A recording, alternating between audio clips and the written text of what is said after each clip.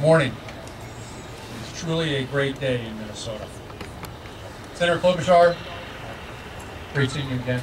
Representative Rubina, Senator Thompsoni, and of course, our distinguished veterans and ladies and gentlemen.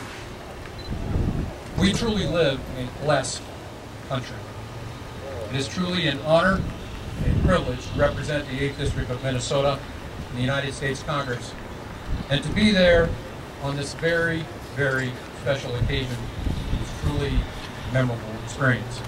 When we came around the corner there, we saw the flags flying, a crane, then we took a ride over and saw this beautiful statue.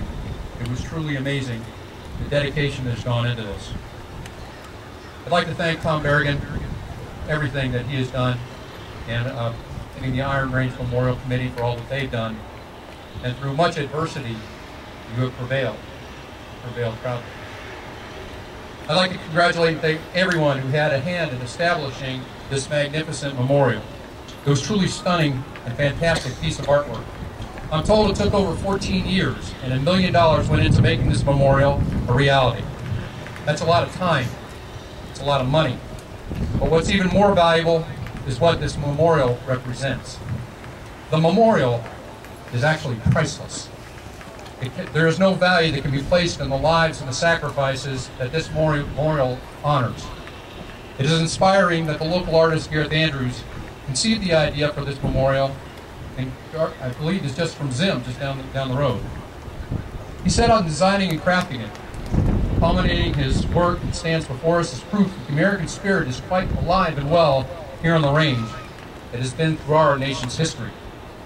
This awe-inspiring statue is appropriately standing in one of the most beautiful parts of the country, a region blessed with abundant natural and precious resources. Too few Americans are aware that the Iron Range was instrumental in fighting the major wars of the 20th century: World War I, II, Korea, Vietnam, the Persian Gulf, and Afghanistan.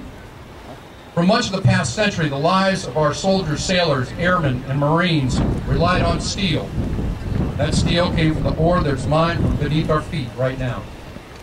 And many successes of our country on the fields of battle, in the skies, on and under the ocean, can be directly traced to the grounds on which we now stand. That is why this memorial that we are dedicating today is so important and meaningful. This magnificent statue declares to every generation of Americans, and future generations as well, that the freedoms of this country enjoyed today were paid for by the lives and the sacrifices of the men and women before them. The support for our armed forces from communities like Virginia and the St. Louis County area continues the proud history that Minnesotans have shown in supporting our troops. Occasions such as these are great examples how communities show their appreciation and gratitude for those who continue to serve and sacrifice on our behalf. It tells them they will not be forgotten. Today, as our soldiers return home from Iraq and Afghanistan, they need our support. They were there for us. We need to be there for them. We especially need to be there for our wounded warriors. No one, except God, knows what the future will bring.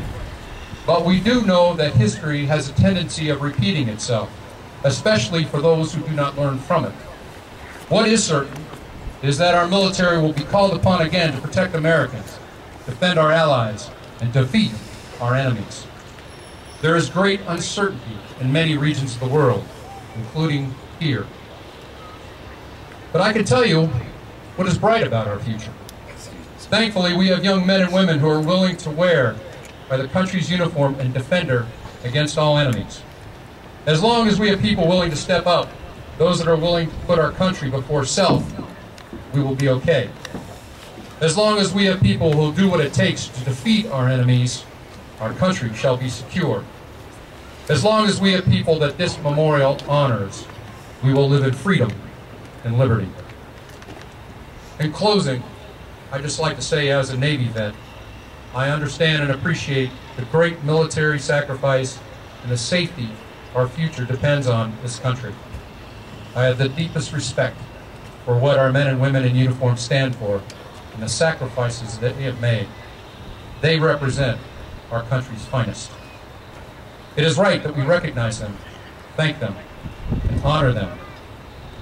To those who made this memorial possible, I thank you.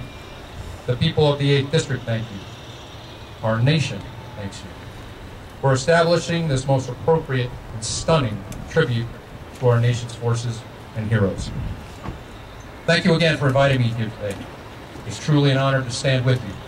May God continue to bless Minnesota, our veterans, and this great nation. Thank you.